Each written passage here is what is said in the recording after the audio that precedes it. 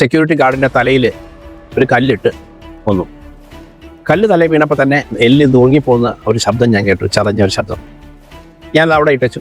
അവനോട് നീ നിനക്ക് ഇതാണ് പകരമുള്ളതെന്ന് പറഞ്ഞിട്ട് ഞാൻ നടന്നുപോയി. എന്നെ ആരും കണ്ടിട്ടില്ല. കൊല ചെയ്ത ആളിന് മാത്രമേ ഈ കൊലയെപ്പറ്റി അറിയാവൂ. പക്ഷേ ഈ എല്ലാത്തിനും പറയുന്ന പോലെ ഒരു തെളിവ് എവിടെയെങ്കിലും അവശേഷിച്ചിട്ടുണ്ടാവും. ആ കേസിനകത്തേക്ക് പക്ഷേ കൺവിക്ഷൻ വന്നില്ല. അതിനകത്ത് യഥാർത്ഥത്തിൽ എന്താണോ നടന്നത് അതുപടി തന്നെയാണ് എഴുതിയത്. കള്ളത്തെളിവ് ഞങ്ങൾക്ക് ഉണ്ടാക്കാൻ പറ്റുമായിരുന്നു. അങ്ങനെയുള്ള യാതൊരു പരിപാടിയും ചെയ്യില്ല. കൊച്ചു ബേബി അതിനുശേഷം ഒരു 36 റോബറി നടത്തി. ഞങ്ങൾ ഈ കേസിനകത്ത് ഇയാൾ സാക്ഷിയായതുകൊണ്ട് ഇയാളെ പിടിക്കില്ലെന്ന് വിചാരിച്ചിട്ട് 36 കേസുകൾ അങ്ങോട്ട് ചെയ്തു. അങ്ങനെ പോകുമ്പോൾ കൊച്ചു ബേബി എന്നെ കണ്ടപ്പോൾ തന്നെ പറഞ്ഞു, ഇത് ഞാൻ ശരിയാക്കി തരാം. ഞാനൊരു കൊലക്കേസിന് നിങ്ങൾക്ക് അനുകൂലമായിട്ട് സാക്ഷി പറയാൻ പോയിട്ട് കള്ളക്കേസൊക്കെ എടുത്ത് എന്നെ ജയിലാക്കുകയല്ലേ. നോക്കിയോണം, ഒരു ക്രിമിനലിനെ മറ്റൊരു ക്രിമിനലിൻ്റെ വക ഒരു സ്നേഹ സമ്മാനം. ഈ കോടതിയിൽ വരുന്ന ഒരുപാട് കേസുകൾ തള്ളിപ്പോറുണ്ടല്ലോ. അത് ഈ പോലീസുകാർ കള്ളസാക്ഷികളെയും അല്ലെങ്കിൽ കള്ളപ്രതികളെയും ചേർക്കുന്നതുകൊണ്ടാണോ? നല്ലൊരു ചോദ്യമാണ് ചോദിച്ചത്. ഇപ്പോൾ കാലിക പ്രസക്തിയുള്ള സമൂഹം അറിയാൻ ആഗ്രഹിക്കുന്നൊരു ചോദ്യമാണ് ചോദിച്ചത്. ഈ കള്ളത്തെളിവ് ഉണ്ടാക്കണമെങ്കിൽ ഇപ്പം ഞാൻ പറയാൻ പോകുന്ന കേസിൽ പല സാഹചര്യങ്ങളും ഉണ്ടായിരുന്നു.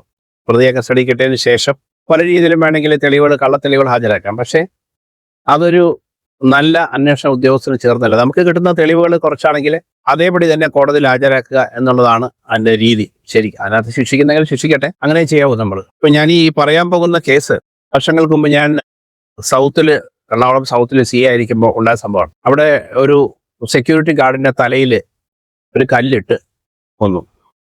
അപ്പോൾ നമ്മുടെ വളഞ്ഞമ്പലത്ത് നേരെ തെക്ക് ഭാഗത്തേക്ക് വരുന്ന വഴിയിലാണ്. മുഖം തിരിച്ചറിയാൻ പറ്റാത്തത്ര അത്രയ്ക്ക് വലിയ ഒരു കരിക്കല്ല് ഇട്ടിട്ടുണ്ട്. ആളെ പെട്ടെന്ന് തിരിച്ചറിയാൻ പറ്റത്തില്ല. പക്ഷേ സെക്യൂരിറ്റി ആണെന്ന് മനസ്സിലായി. കാരണം അയാളിട്ടിരിക്കുന്ന യൂണിഫോം ഒക്കെ കണ്ടപ്പോൾ കടക്കാരനെ വിളിച്ചു വരുത്തി ചോദിച്ചപ്പോൾ അവിടുന്ന് രാത്രി ആ പരിസ്ഥിതി ഈ ഒരു സെക്യൂരിറ്റി മാത്രമേ ഉള്ളൂ. അയാളുടെ കയ്യിൽ ഒരു വടിയുണ്ട്. ആ വടി അപ്പുറത്ത് ചാരി വെച്ചിട്ടുണ്ട്. അപ്പോൾ കിടപ്പ് കണ്ടാൽ നമുക്കറിയാം ഇയാൾ ഉറങ്ങിക്കിടന്നപ്പോഴാണ് ഇയാളുടെ പുറത്ത് ആ കല്ലിട്ടിട്ടുള്ളത്. കൊല ചെയ്ത ആളിന് മാത്രമേ ഈ കൊലയെപ്പറ്റി അറിയാവൂ, അല്ലെങ്കിൽ പ്രപഞ്ച ശക്തിക്ക് മാത്രമേ അറിയാവുള്ളൂ. ഉറങ്ങിക്കിടക്കുന്ന ഒരു മനുഷ്യന്റെ പുറത്ത് കല്ലുകൊണ്ട് നിട്ട് കഴിഞ്ഞാൽ പിന്നെ നമുക്ക് ഊഹിക്കാൻ പറ്റുമല്ലോ, അയാൾ കണ്ണടച്ച് തുറക്കുന്നതിനും അയാളുടെ കാര്യം കഴിയും. പക്ഷേ ഈ എല്ലാത്തിനും പറയുന്ന പോലെ ഒരു തെളിവ് എവിടെയെങ്കിലും അവശേഷിച്ചിട്ടുണ്ടാവും. ഇപ്പം ഈ കേസിന്റെ അന്വേഷണം തുടങ്ങിക്കഴിഞ്ഞപ്പം ഒരു 2 ആഴ്ച കഴിഞ്ഞപ്പോൾ തൊട്ട് തന്നെ ഞങ്ങളുടെ കോൺഫറൻസുകളിൽ മെഹദി ഹസൻ വരെ ഞങ്ങളെ പിടിക്കാൻ തുടങ്ങി. അപ്പോൾ അന്ന് എനിക്ക് തോന്നുന്നു യാസിൻ സാറാണ് ഞങ്ങളുടെ കമ്മീഷണർ. അപ്പോൾ അദ്ദേഹത്തിന് ഒരു വളരെ നല്ലൊരു മനുഷ്യനാണ്, വളരെ നിഷ്കളങ്കനായ ഒരു ഓഫീസറാണ്. കേസ് ഡിറ്റക്ഷൻ ആയി കഴിഞ്ഞാൽ നമ്മൾ കോൺഫറൻസ് കഴിഞ്ഞ് ഇറങ്ങുമ്പോൾ സുനിൽ അവിടെ ഇരിക്കുമെന്ന് പറഞ്ഞിട്ട് ആ കേസിന്റെ ബാക്കി കാര്യങ്ങളെല്ലാം ചോദിച്ച് മനസ്സിലാക്കും. പക്ഷേ അതിനകത്തുനിന്ന് ആ പ്രതിയുടെ മോഡസ്, വരാൻ സാധ്യതയുള്ള പ്രതികളുടെ ലിസ്റ്റ്, അത് മുഴുവൻ കാണാപ്പാടമായിരിക്കും. അവനെ അന്വേഷിച്ചു, ഇവനെ അന്വേഷിച്ചു, അത് പഴയ കേസ് ഇന്ന വർഷത്തിൽ ഇന്നയാളെ പിടിച്ചിരുന്നില്ലേ, അയാളെ അന്വേഷിച്ചോ, ഇങ്ങനെ ചോദ്യങ്ങളുടെ ഒരു പരമ്പര തന്നെ ഉണ്ടാവും. ഇതെല്ലാം പഠിച്ചിട്ടല്ലാതെ ചെന്നിരുന്ന് കൊടുത്താൽ അവിടെ നിന്ന് നല്ലത് കിട്ടിയേ പോരുള്ളൂ. കേസ് പിടിക്കണമെന്ന് ഭയങ്കര വാശിയാണ്. കാരണം നഗരത്തിന്റെ മധ്യത്തിൽ നമ്മുടെ ജൂറിസ്ഡിക്ഷനിൽ കൊണ്ടുവന്ന് രാത്രി ഒരുത്തനെ കൊന്നിട്ടിട്ട് പോയി കഴിഞ്ഞിട്ട് നമുക്ക് പിടിച്ചില്ലെങ്കിൽ ഭയങ്കര ക്ഷീണമല്ലേ. അപ്പോൾ ഫുൾ സ്ക്വാഡിനെ ഇറക്കി നമ്മൾ അന്വേഷിക്കുക. അന്നത്തെ പ്രമുഖന്മാരായ ആൾക്കാർ അതുകൊണ്ടത് ഒരു ജയന്തൻ, പൗലോസ്, ബാബു, ഒരു ജോൺ പോൾ, പിന്നെ വേറെ 3-4 പേര് നല്ല മിടുക്കന്മാരുടെ ടീമാണ്. അപ്പോൾ അവരന്വേഷിച്ച് പോയാൽ എന്തെങ്കിലും തുമ്പും കൂടെ വരാറ്. അപ്പോൾ അങ്ങനെ കുറേ ദിവസം ആയി കഴിഞ്ഞിട്ട് ഇത് പ്രഷർ അങ്ങനെ മൂത്ത് നിൽക്കുമ്പോൾ ഞങ്ങളിങ്ങനെ ഒരുപാട് പേരെ നഗരത്തിലെ നമ്മുടെ ഇന്റലിജൻസ് സോഴ്സസ് മുഴുവൻ ഉപയോഗിക്കുക. അപ്പോൾ ആരും അവിടെ ആ പരിസരത്ത് അന്നത്തെ ദിവസം ആരെയും കണ്ടിട്ടില്ല. ഒരു 11 മണി കഴിഞ്ഞിട്ട് അതിലെ ആരും നടന്നു പോകുന്നതായിട്ടോ അങ്ങോട്ട് വാഹനത്തിൽ വന്നതായിട്ടോ ഒന്നും കണ്ടിട്ടില്ല. ഇടയ്ക്കിടയ്ക്ക് ചില വാഹനങ്ങൾ അതിൽ കടന്നു പോകാറുണ്ടെന്നല്ലാതെ അവിടെ പ്രത്യേകിച്ചൊരു മൂവ്മെന്റും ഇല്ല. ഇപ്പം ഞങ്ങളിങ്ങനെ പല കുറ്റവാളികളെയും അന്വേഷിച്ചു. അതായത് രാത്രിയിൽ നടക്കുന്ന കുറച്ച് പേരുണ്ട്. കഞ്ചാവ് വലിച്ചൊക്കെ നടക്കുന്നവർക്ക് രാത്രി ഉറക്കമില്ല. സൗത്ത് ഓവർ ബ്രിഡ്ജിന്റെ താഴെ പണ്ട് കാലത്ത് ഇത് ഭയങ്കര പ്രശ്നമായിരുന്നു. ഒരുപാട് അടിപിടിയൊക്കെ അവിടെ നടത്തിയിട്ടാണ് അവിടെ അന്നത്തെ കാലത്ത് ക്ലിയർ ചെയ്തുകൊണ്ടിരുന്നത്. ഒരുപാട് കച്ചവടക്കാരും മറ്റ് ലൈംഗിക തൊഴിലാളികളൊക്കെ വരുന്ന സ്ഥലമാണ്. അപ്പോൾ രാത്രി പോയി ഞങ്ങളവിടെ ഓടിച്ച് എല്ലാത്തിനെയും കൂടി അങ്ങനെ പലരെയും അന്വേഷിച്ച് വന്നപ്പോൾ ഇനി വല്ല ഭ്രാന്തി പിടിച്ചവനും വന്നും ചെയ്തതാണോ പുറം കിടക്കുന്ന കണ്ടിട്ട് അങ്ങനെ അന്വേഷിച്ച് വന്നപ്പോൾ ഒരാളെ ഞങ്ങൾക്ക് കിട്ടി. അയാളൊരു പൊട്ടൻഷ്യലുള്ള ഒരു കുറ്റവാളിയാണ്. മുമ്പ് അയാളെ ഞങ്ങൾ അറസ്റ്റ് ചെയ്തിട്ടുള്ളതാണ്. അയാൾ പണ്ടൊരു പോലീസുകാരനെ കുത്തിയ കേസിലെ പ്രതിയാണ്. അയാളെ പിടിച്ചത് ഞാൻ ഓർക്കുന്നുണ്ട് ഇപ്പോഴും. ഞാനും റിട്ടയർ ചെയ്ത് പോയ നമ്മുടെ DYSP രമേഷ് ബാബു, ഞങ്ങളുടെ കൂടെ പോയി പിടിച്ചത്. അയാൾ നമ്മുടെ ഈ KSRTC സ്റ്റാൻഡിൽ നിന്ന് റെയിൽവേ സ്റ്റേഷനിലേക്ക് പോകുന്ന ഒരു റോഡുണ്ട്, വിനായക റോഡ്. അതാണ് പുള്ളിയുടെ വിഹാര കേന്ദ്രം. അപ്പോൾ അവിടെ കൂടെ ഇയാൾ ഒരുപാട് കേസിൽ പ്രതിയായതുകൊണ്ട് രാത്രി ഇയാളെ കണ്ടാൽ പോലീസ് പിടിക്കും ഉറപ്പായിട്ടും. അങ്ങനെ ഒരു പോലീസുകാരൻ അപ്പുറത്ത് പോയി എന്തോ കാര്യം നോക്കിക്കൊണ്ട് നിൽക്കുമ്പോൾ ഒറ്റയ്ക്ക് ഇയാൾ നടന്നു വരികയാണ്. അപ്പോൾ ഈ കൊച്ചു ബേബി, അവരുടെ പേര് ഞാൻ മാറ്റിയതാ, കൊച്ചു ബേബി അവിടെ ഇരുട്ടത്ത് നിൽക്കുന്ന കണ്ടു. ഇയാൾ ചെന്ന് പിടിച്ചു. അപ്പോൾ തന്നെ അവൻ കത്തി ഒരു കുത്തി, പോലീസുകാരെ കുത്തുകൊണ്ട് താഴെ വീണു, അവർ ഓടിക്കളഞ്ഞു. അതിനുശേഷം പിന്നെ ഞങ്ങൾ മാസങ്ങൾക്ക് ശേഷമാണ് എന്നെ പിടിച്ചത് ഞാൻ രമേഷ് ബാബു കൂടെ പോയി കാറിൽ അവിടെ കൊണ്ട് വിളിച്ചിരുന്നു ഒരിടവഴിയിൽ. അപ്പോൾ കൊച്ചു ബേബി പിടിക്കാൻ തുടങ്ങിയ 10 പേരുടെ ശക്തിയാണ്. കഞ്ചാവ് വലിക്കും, കള്ളും കുടിക്കും. അയാളെ താഴെയിട്ട് കൂട്ടിക്കൊണ്ടുവരാം. കുറച്ച് പേരൊക്കെ ആണെങ്കിൽ കുറച്ച് പിടി കഴിയുമ്പോൾ വിടും. ബേബി അതല്ല, അവസാനത്തെ ഔൺസ് ശക്തി തീരുന്നത് വരെ ബേബി പിടിക്കും.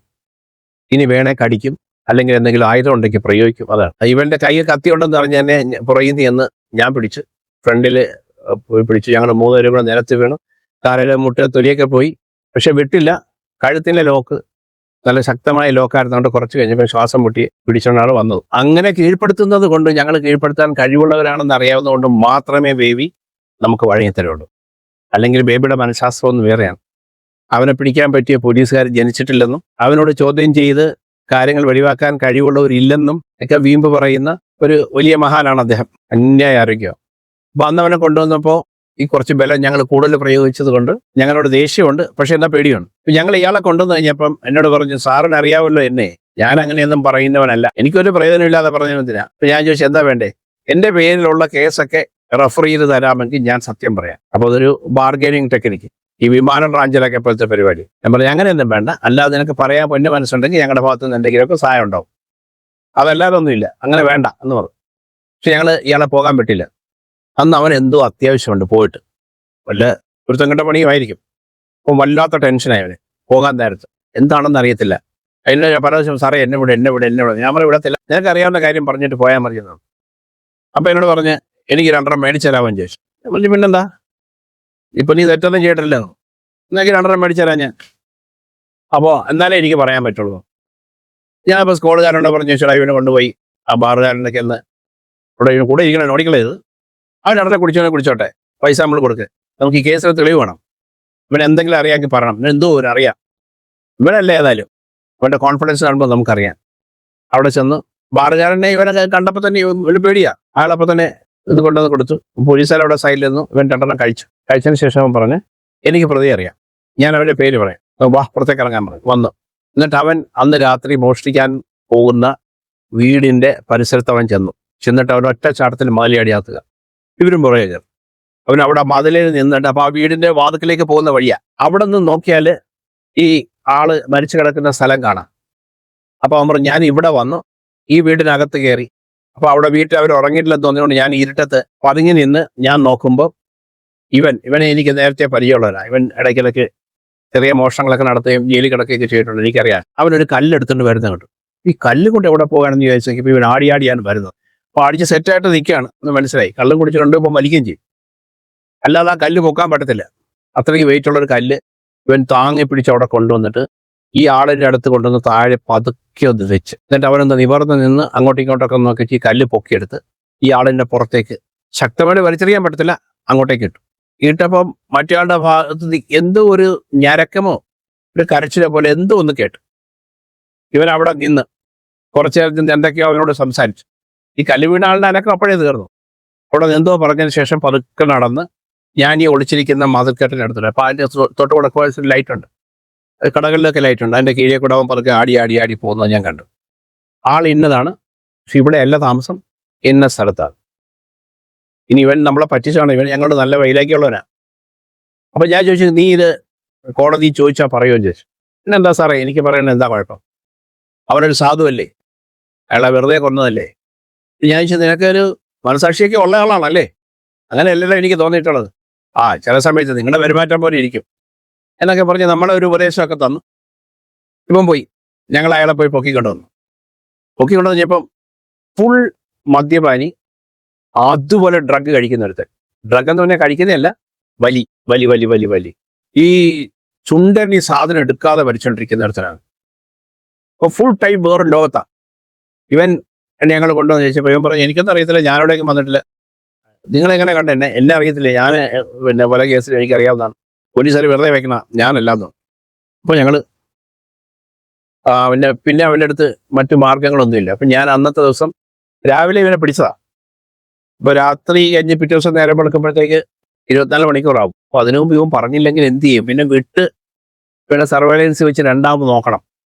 അങ്ങനെയൊക്കെ ആലോചിച്ച് അങ്ങനെ ഇരിക്കുക. അപ്പോൾ അന്ന് CM നായനാർ സാറാണ്. അപ്പോൾ അദ്ദേഹത്തിന് ദേശാഭിമാനിയുടെ പരിസരത്ത് അവിടെ എന്തൊരു പരിപാടിയുണ്ട്. അപ്പം പോകാൻ വേണ്ടിയിരിക്കണം. അപ്പം ഒത്തിരി ലേറ്റായി. ചോദ്യം ചെയ്ത് ഇവനെ ഒരു പരിധി കഴിഞ്ഞിട്ട് ഇവനെ ബ്രേക്ക് ചെയ്യാനും പറ്റില്ല. അങ്ങനെ ഇരിക്കണം. അപ്പോഴത്തേക്ക് സമയം കഴിഞ്ഞ് മിനിസ്റ്ററുടെ വണ്ടി വരുന്നുണ്ടെന്ന് പറഞ്ഞപ്പോൾ ഞാൻ ഇറങ്ങി കഴിഞ്ഞ് നോക്കിയപ്പോഴത്തേക്ക് പെട്ടെന്ന് ഞാൻ പോയേ പറ്റുള്ളൂ. കാരണം ഞങ്ങൾ ഇവിടെ ചോദ്യം ചെയ്ത് ലേറ്റ് ആകുകയും ചെയ്തു. നോക്കിയപ്പം എൻ്റെ ഒറിജിനൽ ഡ്രൈവർ വേറൊരാളെ ഏൽപ്പിച്ചിട്ട് പോയ ആളാണെന്ന് പറഞ്ഞാൽ അവനിപ്പോൾ ഇതെങ്ങനെ അറിയുകയാണെങ്കിൽ ഇവിടെ വന്നിരുന്ന് പറഞ്ഞെന്ന് പറഞ്ഞ് ഇനി എൻ്റെ അടുത്ത് വഴക്കിൽ വരുമെന്ന് അറിയില്ല. ആളിപ്പോഴും സർവീസിലുണ്ട്. പുള്ളിക്കാരൻ ശരിക്കുള്ള ഡ്രൈവറല്ല, പോലീസാണ്. അപ്പോൾ സ്ഥലത്തേക്ക് ഞാൻ ആകെ ടെൻഷനായപ്പോൾ, കാരണം ഇയാളെ കൊണ്ട് വണ്ടി ഓടിച്ചുകൊണ്ട് പോവുക ബുദ്ധിമുട്ടാണ്. ഇയാൾക്ക് അത്രയ്ക്ക് വലിയ പ്രൊഫഷൻസി ഒന്നും വണ്ടി ഓടിക്കാനില്ല എന്നാണ് കേട്ടിട്ടുള്ളത്. വന്നിട്ട് കുറച്ച് ദിവസമേ ഉള്ളൂ. ഒറിജിനൽ ഡ്രൈവർ പോയിട്ട് ടെൻഷനുണ്ട്. കാരണം CMന്റെ വണ്ടിയുടെ പുറകെ പോയി ചവിട്ടാനെങ്ങാനും മറന്നു പോയി അതെ കൊണ്ടെങ്ങാനും ഇടിച്ചാൽ പിന്നെ ഇവിടെ നിൽക്കത്തില്ല, ഉള്ള പണി പോകും. അപ്പോൾ വേറെ ആരെങ്കിലും നോക്കിയപ്പോൾ ആർക്കും ഡ്രൈവിംഗ് അറിയാമല്ലോ. പിന്നെ ഇയാളെ വെച്ചുകൊണ്ട് ഞങ്ങൾ കയറി. അപ്പോൾ കയറി നേരുമ്പോൾ ഞാൻ പറഞ്ഞു അവനെ ചോദ്യം ചെയ്യണം, വിശദമായിട്ട് എന്നെ വിളിക്കണം ഫോണിൽ, എന്താണ് അവൻ്റെ ഇതെന്ന് പറയണം എന്ന് പറഞ്ഞിട്ട് ഞങ്ങൾ വണ്ടി വിട്ടു. അപ്പോൾ ഇയാൾ കയറിയ പോലെ തന്നെ കത്തിച്ചുവിടും. ഇവൻ പണ്ട് എൻ്റെ ഒരു സുഹൃത്തായിരുന്ന ഒരു സർക്കിൾ ഇൻസ്പെക്ടർ ഉണ്ട്. അപ്പോൾ അതിനൊരു 4-5 മാസം മുമ്പ് അവിടെ ഡ്രൈവറായിട്ട് ചെന്നു. എന്നിട്ട് പുള്ളി ആദ്യം പറഞ്ഞത്, സാറേ ഞാനാണ് ഇവിടുത്തെ ഡ്രൈവർ. കൊള്ളാം, എനിക്ക് ഡ്രൈവിംഗ് അറിയത്തില്ല.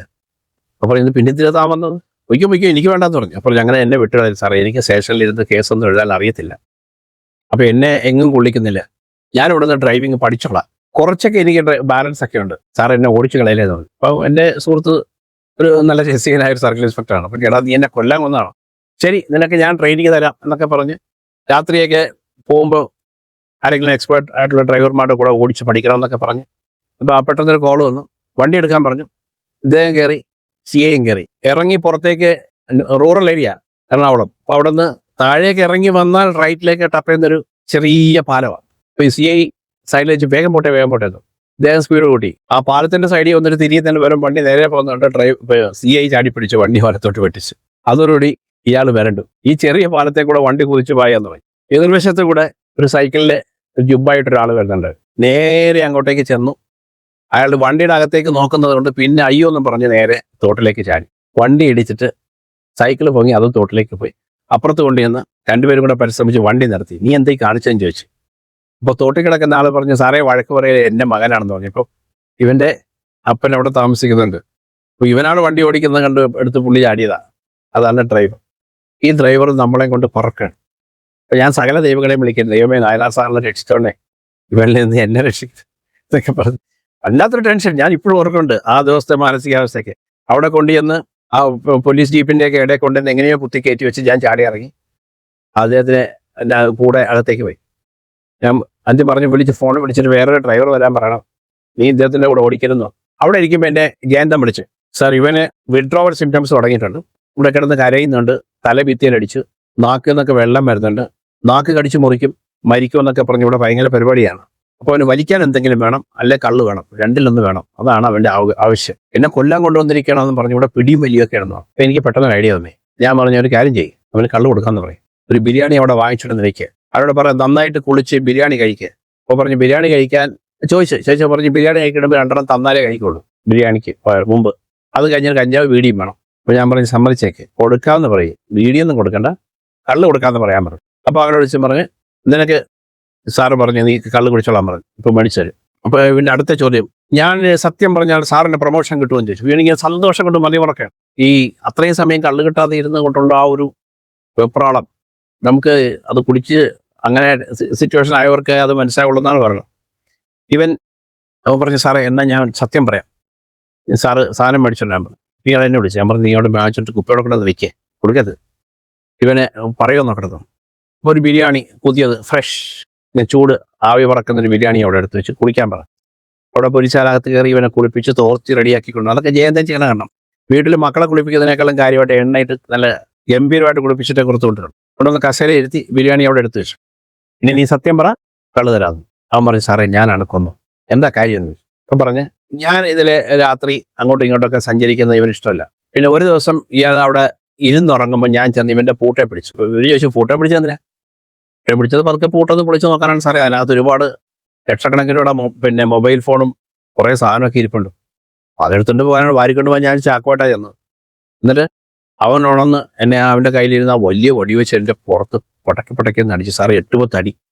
എനിക്ക് കുറച്ച് ദിവസം ഉറങ്ങാൻ പോലും പറ്റില്ല, തലക്കെട്ടൊക്കെ അടി കിട്ടിയിട്ട്. ഞാൻ ഓടി, എൻ്റെ ചാക്ക അവിടെ കിടപ്പുണ്ടായിരുന്നു. പക്ഷെ ഭയങ്കര അടിയായിപ്പോയി. 1-2 അടി അടിച്ചാൽ പോലെ. അവൻ നല്ല ആരുകളാണ്, എന്നെ പാമ്പിൽ അടിക്കുന്നവരടിച്ചു. അതുകൊണ്ട് ഞാൻ ഓടി രക്ഷപ്പെട്ടു. പക്ഷെ എനിക്കത് ഭയങ്കര ഒരു നിരാശയായിപ്പോയി. പൈസ ഒന്നും ഉണ്ടാക്കാൻ പറ്റിയില്ല, നല്ല അടിയും കിട്ടി. ഞാൻ ആശുപത്രിയിലൊക്കെ പോകേണ്ടി വന്നു. അപ്പം ഞാൻ ഇവനെ നോക്കി നടക്കരുത്. പല ദിവസം ഞാൻ അതിലേ പോകുമ്പോൾ ഇവൻ ഇരുന്ന് അവിടെ നിന്നുണ്ട്. അപ്പം ഞാൻ ഒരു ദിവസം വിചാരിച്ചു രാത്രി ഉറങ്ങുമ്പോൾ ഒരു ചതിക്ക് ഒരു കുത്തു കൊടുക്കാം, ഒരു കത്തി കരുതിയാൽ മതി, ഒരെണ്ണം കൊടുക്കാം എന്നൊക്കെ വിചാരിച്ച് ഞാൻ പല ദിവസം ചെന്നെങ്കിലും ഇവൻ ഉറങ്ങാതിരിക്കുകയാണ് അപ്പോഴൊക്കെ. പക്ഷെ അന്നത്തെ ദിവസം ഞാൻ നന്നായിട്ട് മദ്യപിച്ചിട്ടുണ്ടായിരുന്നു, കഞ്ചാവ് വലിച്ചിട്ടുണ്ടായിരുന്നു. ചെല്ലുമ്പോൾ ഇവൻ ഒരു ചെറിയ തോർത്ത് പോലത്തൊരു സാധനം മടക്കി വെച്ചിട്ട് തല അതിലോട്ട് വെച്ച് കിടന്നുറങ്ങും. അപ്പം ഞാൻ എന്ത് ചെയ്യും, എന്നെ കല്ലുകൊണ്ട് ഇടിച്ച് കൊല്ലാമോ എന്നൊക്കെ വിചാരിച്ച് നോക്കിയപ്പോൾ എനിക്ക് അറിയാതെ അപ്പുറത്തെ മതിലിൻ്റെ അപ്പുറത്തൊരു വലിയ കല്ലിരിക്കുന്നത് ഞാൻ ഓർത്തു. ഞാൻ അവിടെ ചെന്ന് ആ കല്ല് പൊക്കിയെടുത്ത് ഇവിടെ കൊണ്ടുവന്ന് ഇവൻ്റെ അടുക്ക വരെ വന്നപ്പോൾ ഞാൻ ക്ഷീണിച്ചു പോയി. അവിടെ വെച്ച് ഞാൻ അല്പനേരം നിന്ന് ശ്വാസം വലിച്ചു ഇത് പൊക്കിയെടുത്ത് എനിക്ക് പൊക്കി എറിയാനൊന്നും പറ്റത്തില്ല. പക്ഷെ പൊക്കി അവൻ്റെ തലയുടെ നേരെ പിടിച്ചിട്ട് ഞാൻ കീഴോട്ടേക്ക് അങ്ങ് ഇട്ടി. കല്ല് തലയിൽ വീണപ്പോൾ തന്നെ ഇതെല്ലാം എല്ല് തൂങ്ങിപ്പോകുന്ന ഒരു ശബ്ദം ഞാൻ കേട്ടു, ചതഞ്ഞ ഒരു ശബ്ദം. അപ്പോൾ തന്നെ അവനത് ചെറുതായിട്ടൊന്ന് എന്തോ ഒരു ശബ്ദം ഉണ്ടാക്കി. പിന്നെ വിറച്ചു അനക്കല്ലോ. ഞാൻ അവിടെ ഇട്ടു. അവനോട് നിനക്ക് ഇതാണ് പകരമുള്ളതെന്ന് പറഞ്ഞിട്ട് ഞാൻ നടന്നുപോയി. എന്നെ ആരും കണ്ടിട്ടില്ല. ഇതെങ്ങനെ നിങ്ങൾ പിടിച്ചെന്നാണ് അവൻ മനസ്സിലാക്കിയത്. എന്നെ പിടിച്ചുകൊണ്ട് വരാൻ കാരണം ഞങ്ങളതൊന്നും പറഞ്ഞില്ല. ഇവനെ എങ്ങനെയോ ഞങ്ങൾക്ക് സംശയം ഉണ്ടായി എന്ന് മാത്രം അവനറിയാം. ഇവൻ കൺഫസ് ചെയ്ത് കഴിഞ്ഞപ്പം ഞങ്ങൾ അവിടുത്തെ പരിപാടിയൊക്കെ കഴിഞ്ഞ് തിരിച്ചു വന്നു. എന്നിട്ട് നേരെ ഡോക്ടറെ അടുത്ത് കൊണ്ടുപോയി. അവൻ അവിടെ വെച്ച് കള്ളു തലിക്കരിക്കാനൊന്നും പറ്റത്തില്ല, കഞ്ച കൊടുക്കാനും പറ്റില്ല. നേരെ ഡോക്ടറെ അടുത്ത് കൊണ്ടുപോയി എറണാകുളം ഹോസ്പിറ്റലിൽ കൊണ്ട് കാണിച്ചു. പുള്ളി എൻ്റെ 1-2 ഇഞ്ചക്ഷനും കുറച്ച് ഡ്രിപ്പൊക്കെ ഇട്ടു.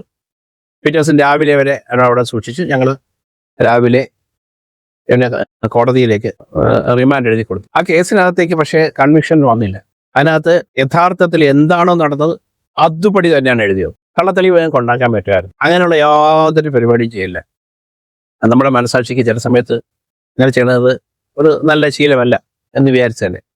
അപ്പം എനിക്ക് ഭയങ്കര വിശ്വാസമായിരുന്നു. ദൃക്സാക്ഷിയായിട്ട് നിൽക്കുന്ന കൊച്ചു ബേബി ഇത് കണ്ടു നിൽക്കല്ലേ, അയാൾ പറഞ്ഞാൽ മതിയല്ലോ. പക്ഷേ കാലം കുറച്ച് കഴിഞ്ഞപ്പോൾ സംഭവങ്ങളുടെ ഒഴുക്ക് മാറി. കൊച്ചു ബേബി ഞങ്ങൾക്ക് പിടിക്കേണ്ടി വന്നു. കൊച്ചു ബേബി അതിനുശേഷം ഒരു 36 റോബറി നടത്തി. ഞങ്ങൾ ഈ കേസിനകത്ത് ഇയാൾ സാക്ഷിയായതുകൊണ്ട് ഇയാളെ പിടിക്കില്ല എന്ന് വിചാരിച്ചിട്ട് 36 കേസുകൾ അങ്ങോട്ട് ചെയ്തു. സിറ്റിയിൽ ജീവിക്കാൻ പറ്റാത്ത കണ്ടീഷനായിപ്പോയി. ഞങ്ങൾ അയാളെ ഓടിച്ചിട്ട് പിടിച്ചു. ആ കേസിനകത്ത് അയാൾക്ക് റിക്കവറി ചെയ്തു. കാര്യമായ ശിക്ഷയും കിട്ടി. അയാൾക്ക് എന്തോ അതിന് പിന്നീട് അയാളൊരു റേപ്പ് കേസിലും പ്രതിയായി ജയിലിലാണിപ്പം, കൺവിക്ഷനായി ജയിലിലാണ്. കൊച്ചു ബേബി കോടതി വന്നപ്പം അന്ന് ഹാൻഡ് കഫൊക്കെ ഇട്ട് വരികയുണ്ട്. അപ്പം ഞാൻ മൊഴി കൊടുക്കാൻ വേണ്ടി എല്ലാ ദിവസവും ഞാൻ ആ കേസ് ശ്രദ്ധിക്കുന്നുണ്ടായിരുന്നു. അപ്പോൾ ഓരോരുത്തരും വരുന്നതും മൊഴി കൊടുക്കുന്നതും വക്കീൽ പറയുന്നതൊക്കെ കേൾക്കാനും കേസിൻ്റെ ഗതി അന്വേഷിക്കാനും ഒക്കെ ഇടക്കിടക്കടെ പോകും. അങ്ങനെ പോകുമ്പോൾ കൊച്ചു ബേബി എന്നെ കണ്ടപ്പോൾ തന്നെ പറഞ്ഞു, ഇത് ഞാൻ ശരിയാക്കി തരാം.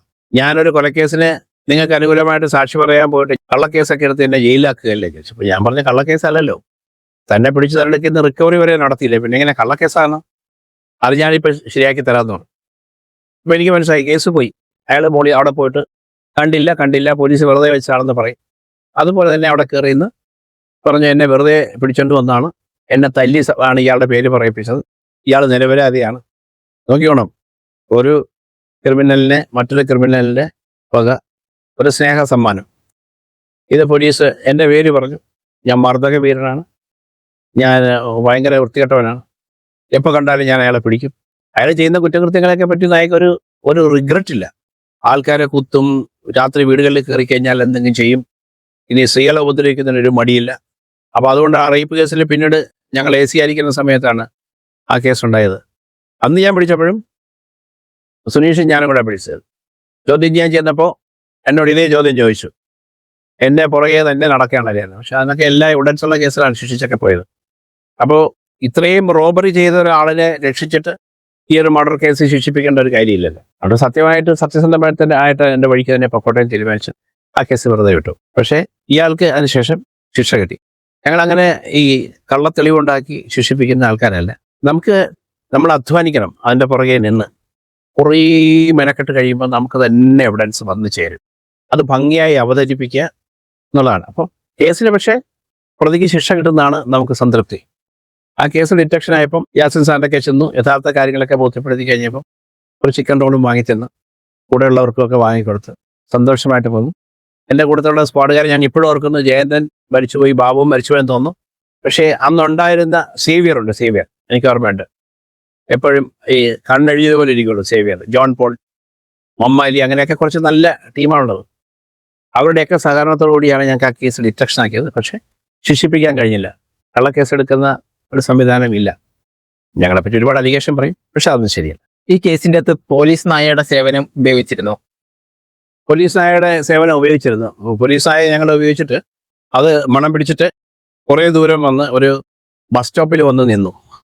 അവിടെ നിന്ന് പിന്നെ വേറൊരു ബ്രേക്ക് ത്രൂ ഉണ്ടാക്കാൻ അതിന് കഴിഞ്ഞില്ല. അപ്പോൾ ഒരു പക്ഷേ അവിടെ നിന്നിട്ട് ബസ് കയറി പോവുകയോ മറ്റേതെങ്കിലും വാഹനത്തിൽ കയറി പോവുകയോ ചെയ്തിട്ടുള്ളതുണ്ടാവും അവിടെ കൊണ്ട് അവസാനിച്ചത്. കല്ലിൽ എന്തെങ്കിലും ഫിംഗർ പ്രിന്റ് കിട്ടിയായിരുന്നു? അത് കോടതിയിൽ ഹാജരാക്കിയായിരുന്നു. കേസിനകത്തേക്ക് നമ്മൾ ഫിംഗർ പ്രിന്റുകാരെ കൊണ്ടുവന്നു. ഒന്നാമത് ഇതൊരു വലിയ പാറക്കലാണ്. അപ്പോൾ അത് എൻ്റെ പുറം ഭാഗം കുറച്ച് ഡസ്റ്റിയാണ്, ഒരു വല്ലാത്ത ഷേപ്പിൽ പൊട്ടിയും തേഞ്ഞും ഒക്കെ ഇരിക്കുന്ന. അതിനകത്ത് നിന്നൊരു പാർഷ്യൽ പ്രിന്റ് നമുക്ക് എന്തോ കിട്ടിയായിരുന്നു. പക്ഷെ അത് കോടതിയിൽ ഹാജരാക്കിയാൽ ഇയാളെ കണ്ടുപിടിക്കാൻ പറ്റുന്ന രീതിയിലുള്ള ഒരു ഫിംഗർ പ്രിന്റ് ആയിരുന്നില്ല. അത് നമ്മൾ ശ്രമിച്ചായിരുന്നു. അപ്പോൾ താങ്കൾ ഇത് വീഡിയോ ചെയ്ത് ഇപ്പോൾ കേസന്വേഷണത്തിൻ്റെ മറ്റൊരു തലത്തിലേക്ക് കടന്നതായിട്ട് തോന്നുന്നു. കുറച്ചുകൂടെ വായിക്കുന്നുണ്ടെന്ന് തോന്നുന്നു. കൊള്ളാം.